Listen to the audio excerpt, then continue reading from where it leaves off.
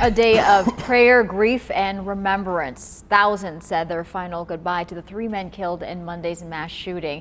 It's time for the Streamline. Everything you need to know in 10 minutes or less. The community is remembering Amin Abdullah, Nadir Awad, and Manzoor Kaziha as martyrs.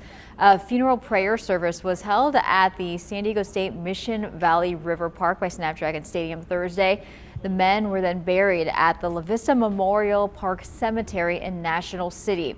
The Council on American Islamic Relations spoke on behalf of the grieving families. Officer Amin, as you have heard over and over again, is a hero. He stood by at the Islamic Center welcoming people for the last 7 years. The brother who was part of the store had been cooking for the community since the last almost 40 years. The other brother who lived across the way and came to check on people when he heard the active shooter alert has been part of the community. So many people remembering those 3 men. Later today, CARE plans to publicly call for accountability. The organization believes more could have been done to prevent this shooting. Today, there will also be an Azah gathering at the Islamic Center. That's where mourners can offer condolences to the victims' families.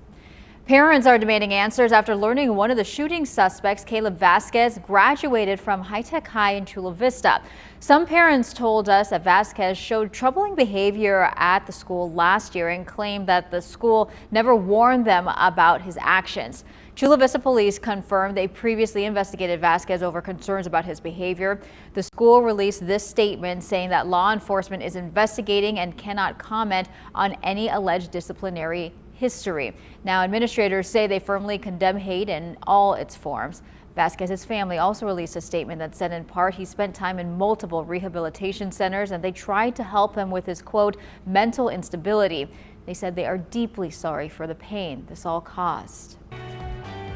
It's hard to believe today marks 1 year since a plane crashed in the Murphy Canyon military housing community, killing 6 people on board and injuring 8 others. The impact left a trail of destruction. It's hard to forget this scene. The NTSB said the debris field was about 1,200 feet long through the street and the surrounding neighborhood.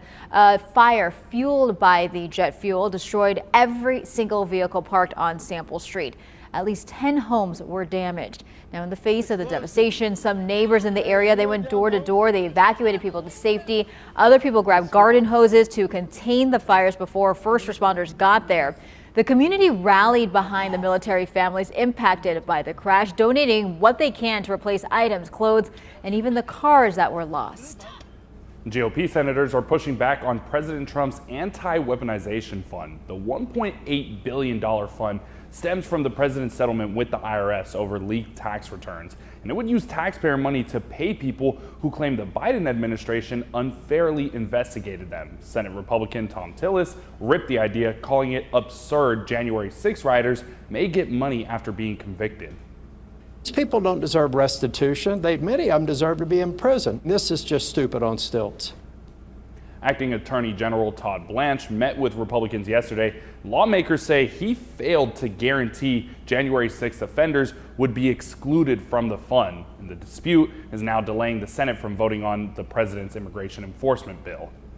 And a San Diegan charged in the January 6th riot says he definitely plans on filing a claim with the settlement fund. Jordan Burke served home confinement for entering and remaining in a restricted building. He eventually received a pardon, and now he says himself and others who took part in the riots deserve the compensation.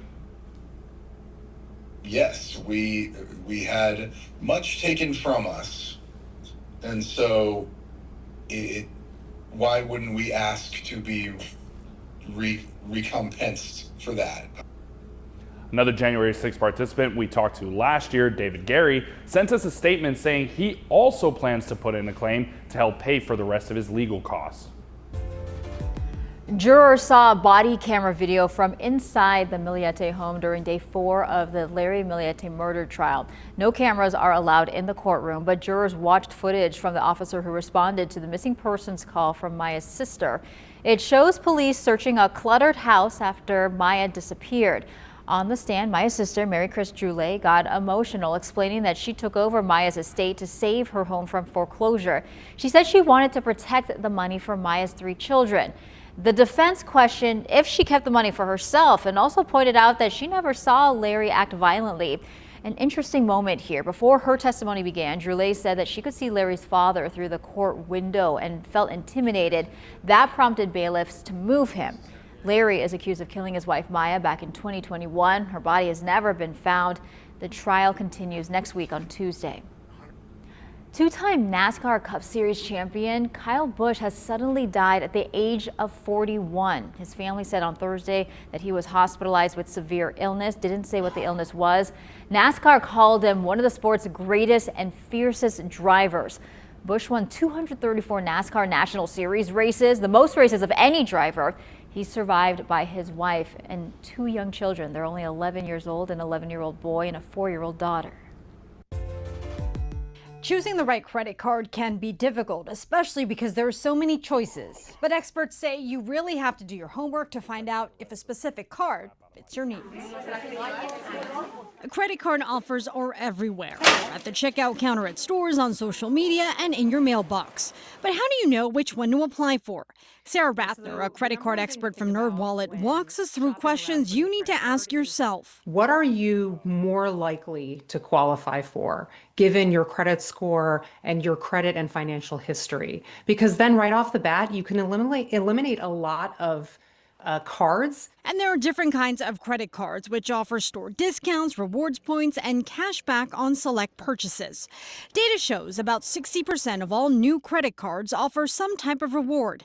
Introductory cashback cards offer fewer perks and don't usually have a fee. It doesn't get easier than cash back. Everybody knows what cash is, you know how much it's worth, you know what you can do with it. But if you travel often, especially if you travel internationally, you might find that travel rewards cards have a lot to offer you, but those cards tend to be a little bit more complicated. Many of those credit cards have an annual fee. The points can be cashed in to help pay for hotel rooms, airfare, and get you access to airport lounges at airports.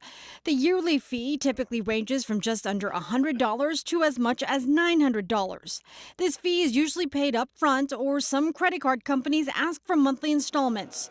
Sarah says before you sign up for a rewards card, make sure the benefits outweigh the cost and tailor your card to your spending. What spending do I typically engage in that would earn me the most points? So you can pick a card that earns more rewards where you spend the most money, whether that's grocery stores, restaurants, tickets for flights, hotel stays, car rentals, gas, things like that. And she adds, make sure you read the fine print on sign-up or welcome bonuses, because the spending minimum can be quite high. Sometimes it's $500 in 3 or 6 months. Sometimes it's something like $6,000 in 3 months.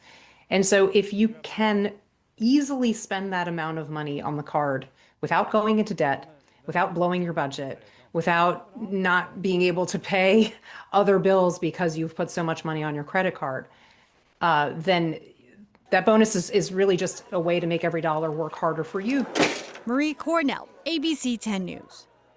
Americans are ready for the Memorial Day weekend. AAA says more than 45 million people are traveling for the holiday, even with rising gas and flights costs because of the war in Iran. The national average for a gallon of gas right now, $4.55. That's down just a cent from yesterday. And here in San Diego, a gallon of gas will cost you about $6.16. That's 3 cents higher than the state's average. And the price to fly, it's also taking on new heights. The price of a plane ticket is up 20% from last year. And experts say, though, this hasn't dissuaded families from taking a trip. Instead of canceling, they're cutting costs elsewhere, or they're taking shorter vacations. And on top of paying the high gas prices, the last thing you want is a ticket. So make sure to drive safely this weekend. And California Highway Patrol, they're going to be cracking down on reckless drivers. Extra officers will be on the road starting at 6 tonight. Last year, officers arrested more than 1,100 people for driving under the influence during the holiday. And they're also making sure everyone is wearing a seatbelt. 9 people killed in crashes last Memorial Day were not buckled up, and the increased patrols will last through Monday night.